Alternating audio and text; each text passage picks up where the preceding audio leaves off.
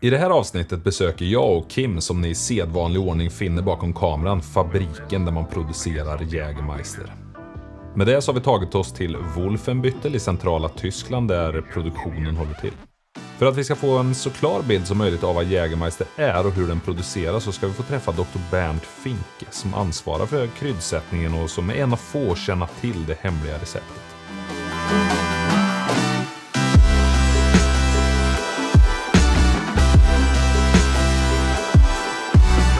If you were about to define Jägermeister, what would you say?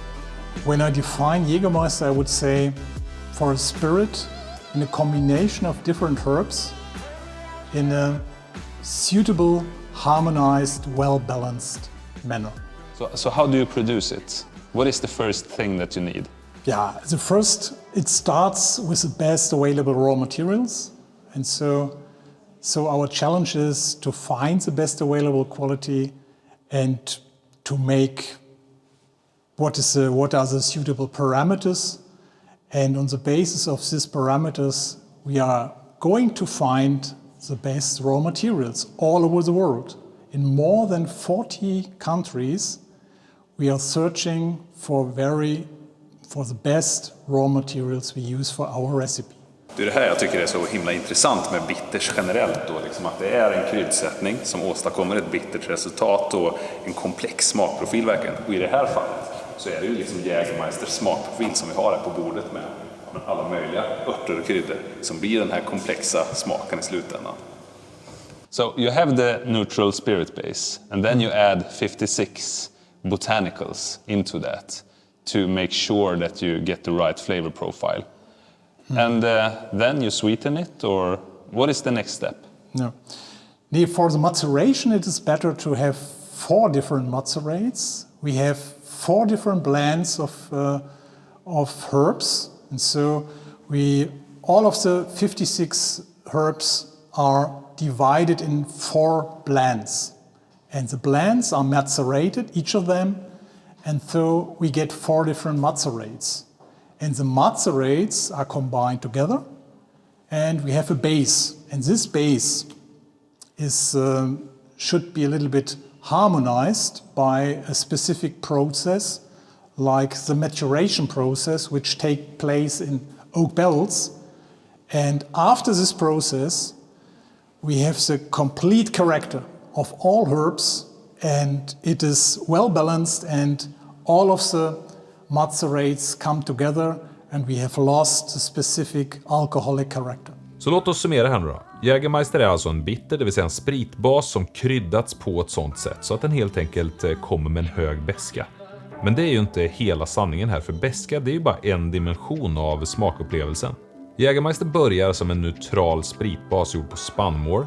Till den spritbasen tillsätter man 56 örter och kryddor från cirka 40 olika länder. Några exempel där är saffran, stjärnanis, kanel, lakritsrot och apelsinzest. För att få ut bästa möjliga smak från kryddorna så delas processen upp i 4 så kallade macerat, där olika kryddor ligger och drar med 70% i sprit i cirka 40 dagar. I varje behållare här så tillsätts cirka 1 ton kryddor och från det så får man ut ungefär 40 000 liter kryddad sprit.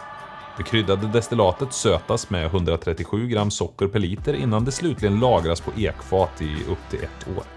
Okay, so the goal is to find a balance between all the flavors, the sweetness, the base spirit, everything comes together. Is that what happens in here, in the barrels? Yeah, the product must be fine here. This is the finishing of the product, and when the product is finishing by the oak barrel maturation, we are fine and we can say, okay, we can deliver the basis for the final mixing together with alcohol, water, caramel and sugar.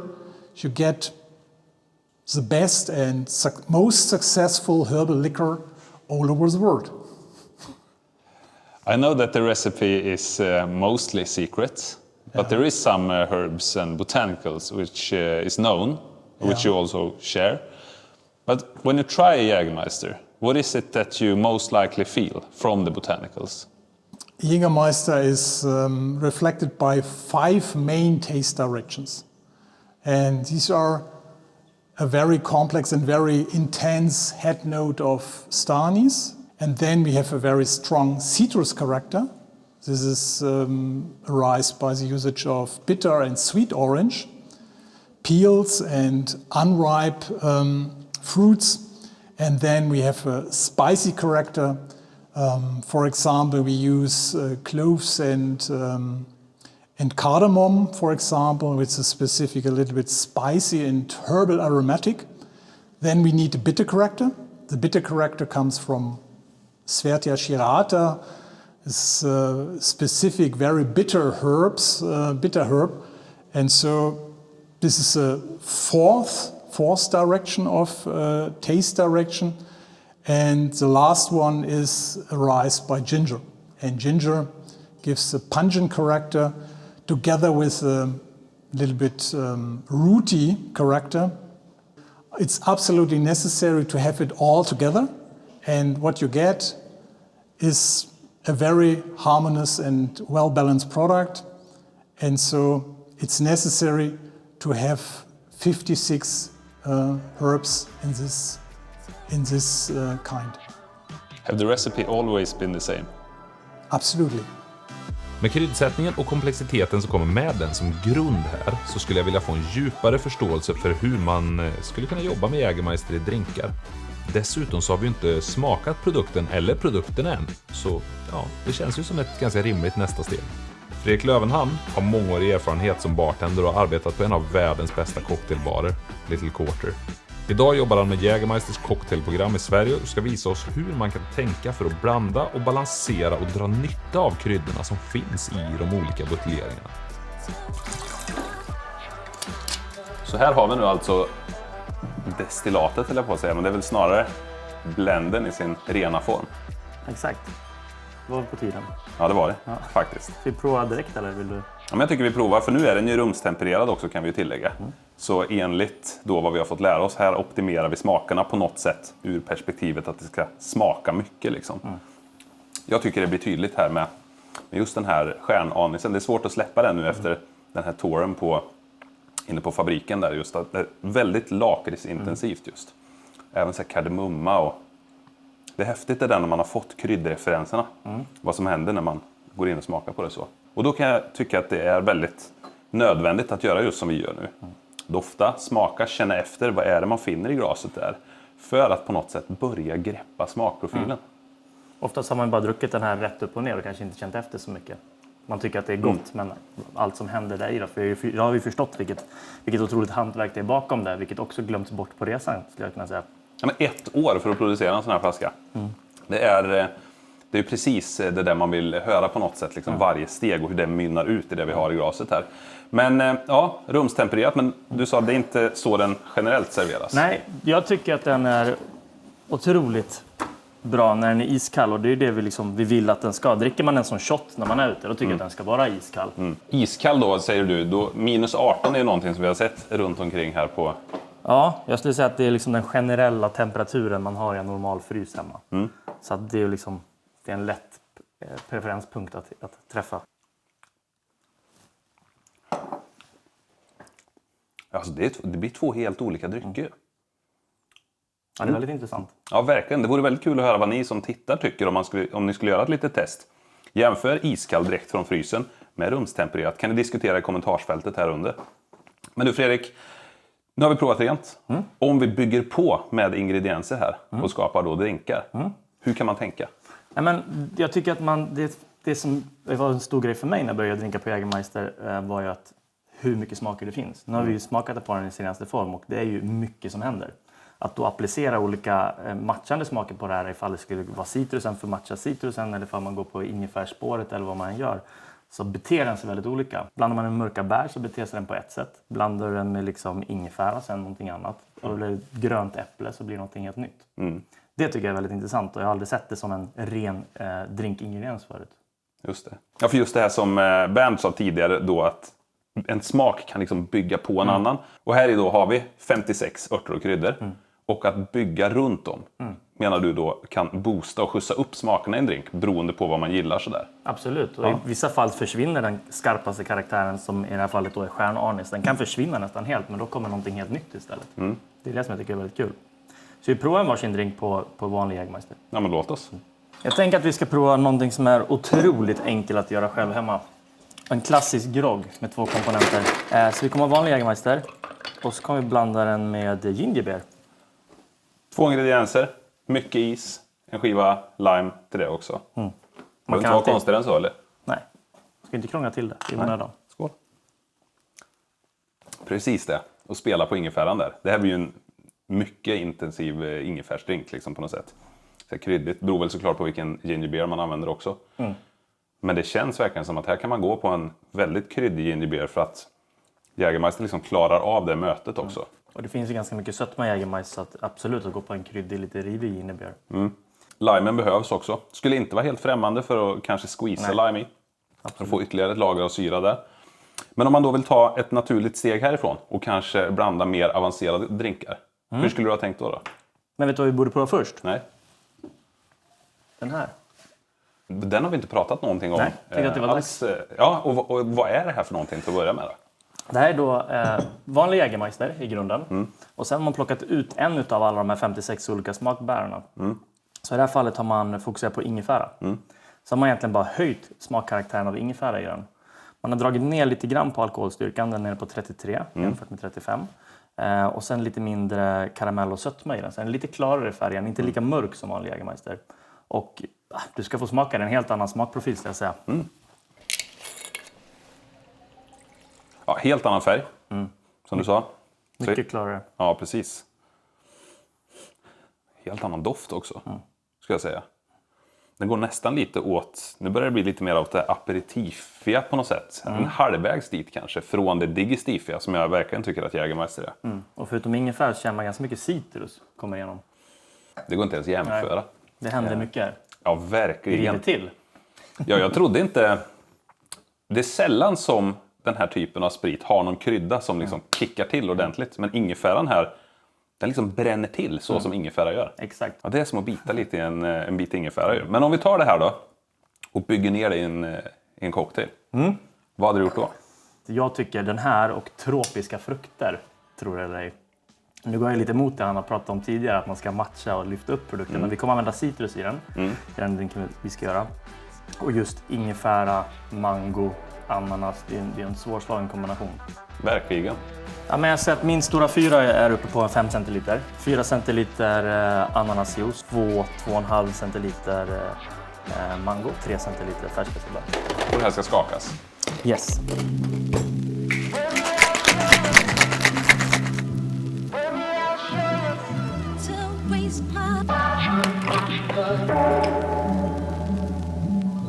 Där har vi den. Skål. Men jag tycker det är viktigt när man blandar drinkar just att ta hänsyn till vad det är för ingredienser man har i glaset eller i shaken eller sådär då. När det är komplext så behöver man liksom jobba runt det så att inte en ingrediens är superkomplex och det andra är lätt. För det kan bli lite så här knepig balans tycker jag. Håller du med om det? Absolut. Man vill ju inte dölja smakkaraktärerna i en produkt helt enkelt. Du ska snarare lyfta dem och hjälpa dem. Precis. Och det känner jag precis att du har gjort här liksom med, om vi sammanfattar det, den tropiska frukten. Smakar mycket. Skärpan från limen. Mycket smak liksom från ingefäran också. Ingefäran skär igenom de här ingredienserna. Så pass intensiv är den. Så att en helt annan drink än Berlin Mule. Men också ett intressant grepp hur man kan jobba med en bitter, om vi ska sammanfatta det så, med den här intensiteten som charf i en cocktail. Och göra den otroligt publik. Det är svårt att inte tycka om det här. Det är ju liksom en tropisk drink i ett glas med en bra hetta av ingefära. En sannoliken välkomponerad drink helt enkelt. Men jag står här och sneglar lite grann på manifesten som är den 3:e buteljeringen. Finns det någon chans att vi kan smaka på den här nu? För det känns ändå som att här har vi 3 flaskor. Ser ut. Jag kan anta att det är en 3:e karaktär också. Verkligen. Jag tycker absolut vi ska prova den där. Så om vi bryter ner manifest vad det är liksom i sin renaste form, vad skulle du säga då? En super premium örtlikör. Där man då har valt grunden Jäger med 4 maceraten. Som vi har pratat om mycket idag. För att det är ju kärnan i Jägermeister. Det är de här olika maceraten och urlakning av örter och kryddor. Och i den här har man då adderat ett 5:e. Så man har liksom tagit det en nivå till. Och som vi såg nere i processen så var det de här gigantiska ekfaten. Men där ligger ju vätskan bara för att vila, komma i kontakt med syre för faten andas ju etc. Det har vi ju hört redan. Men det tar ingen smakkaraktär från faten utan den ligger bara för att vila. I det här fallet så har man kopplat på en fatkaraktär. Så man har lagt ett 50 macerat på nya ekfat tillsammans med lite mer kryddor. Så att den här får ganska tydligt liksom ekkaraktären i, till skillnad mot de andra. Just det, för det såg vi i källaren där. De här enorma faten på säkert 5000 liter i ena rummet. Sen mindre fat på kanske ett par hundra liter. Exakt. Det är alltså det 50 maceratet här. Yes, de ligger på helt nya ekfat. Och här har man istället då dragit upp alkoholhalten lite. Här är vi på 38%. Och samma sak här, lite mindre sötma och lite mindre karamell, mycket klarare i färgen. Ja, verkligen. Och den här är framtagen mer för att, som en avec helt enkelt. Att du sitter och sippar på den här i sin renaste form. Den här typen av smak passar ju mig väldigt bra när det blir som... Jag skulle nästan säga att det smakar som en cocktail. Liksom. Det smakar ungefär som något som skulle kunna dra åt så här Manhattan-hållet, kanske Old Fashion-hållet. Kryddigt, men ändå det känns färdigbalanserat, välbalanserat för min smakpalett. Så. Den har en styrka, den har en sötma och den har liksom en kryddighet och en bitterhet som är, som du säger, väldigt, väldigt välbalanserad. Ja, jag förstår precis vad du menar. Verkligen på en isbit.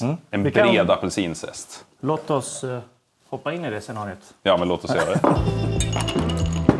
Well, miss, I guess I'll be on my way now. You just give me a... Exakt så här.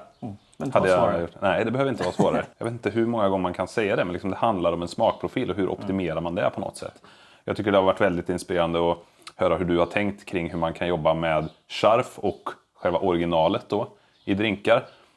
Mötet med att dricka den här rent och ändå liksom återkopplat smakerna. För det som är gemensamt här är väl att flera av maceraten är återkommande i buteljeringarna. Det är samma grund i alla. Det är samma träffar. grund. Ja. Ja, det kan man knappt tro heller för den delen. Nej. Utan det är verkligen egna uttryck där. Ja, mycket inspirerande. Tack så jättemycket för tack att själv. du har delat. Någonting som jag verkligen rekommenderar när det kommer till att få en djupare förståelse för en specifik ingrediens i drinkar så är det att besöka olika typer av barer och låta yrkesskickliga bartenders skapa och inspirera till nya insikter. Eftersom att vi befinner oss i Wolfenbüttel så ligger Berlin nära till hands. 1 timme och 40 minuter med tåg närmare bestämt. Så det blir helt enkelt nästa anhalt i det här avsnittet.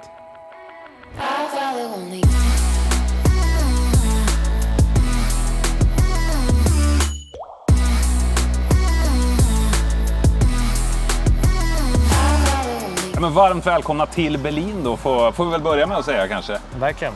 1 timme och 40 minuter tåg från Wolfenbüttel. Ja, och vi ska testa en massa barer och börja med en restaurang faktiskt. Tanken är väl att vi någonstans ska se hur man jobbar med Jägermeister på olika typer av ställen. Är det så? Exakt, vi har fått en handfull bra tips av lokalbefolkningen här på Jägermeister och jag tror att det kommer en ganska bra blandning faktiskt. Ja, men det känns så ändå när man kollar igenom listan. Ja, och jag har inte varit på ett utav enda ställena så att det är... Inte jag heller, så att vi får liksom upptäcka det tillsammans med er som tittar också. Det första stället, vad heter det nu? Schneeweiss. Schneeweiss. Ja. Ja, Snövit på svenska. Exakt, en alpkrog helt enkelt. Klassisk sådan ser det ut som. Ska in där och käka lite middag och så tänker jag att vi kollar lite grann på dryckesprogrammet där också. Och det vore ju väldigt kul om ni ville haka på.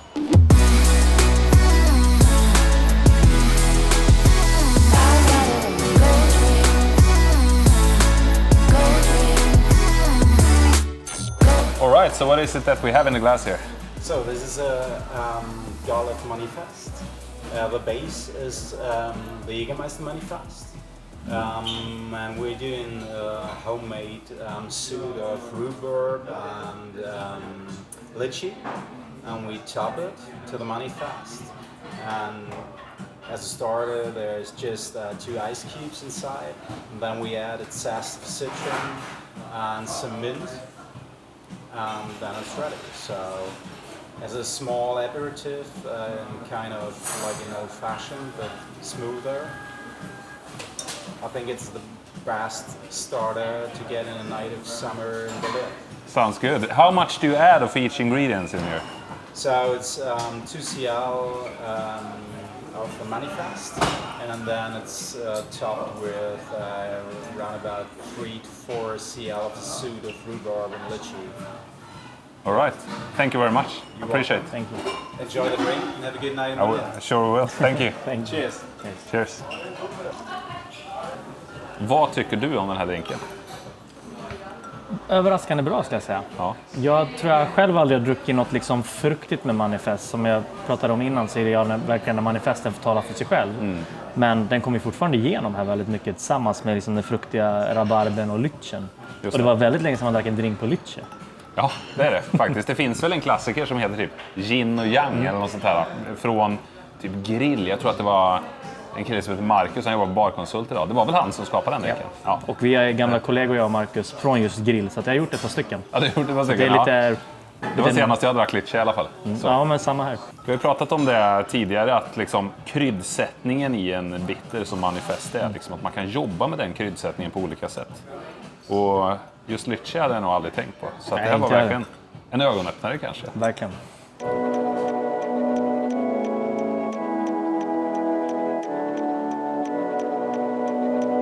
Ja, inte för att det där var någon så här typisk alpkrog riktigt. Nej. Nej, men det var bra. Verkligen. Och det fanns ju liksom den typen av inslag i menyn. Men det var lite mera fine dining liksom, och det var bra drinkar ändå. Verkligen. Ja. Det var, som jag tror den här kvällen kommer bjuda mycket på, en liten överraskning. Ja, verkligen. Nu är vi på väg till Goldfish, va? Ja. Ja, vad har vi förväntat oss där då? Överraskningar, tror Ja, jag. jag tror att det är en riktigt bra cocktailbar. Ja, jag har hört talas om Så den, att, men jag har aldrig varit där. Nej, det blir spännande. Så nu går vi dit.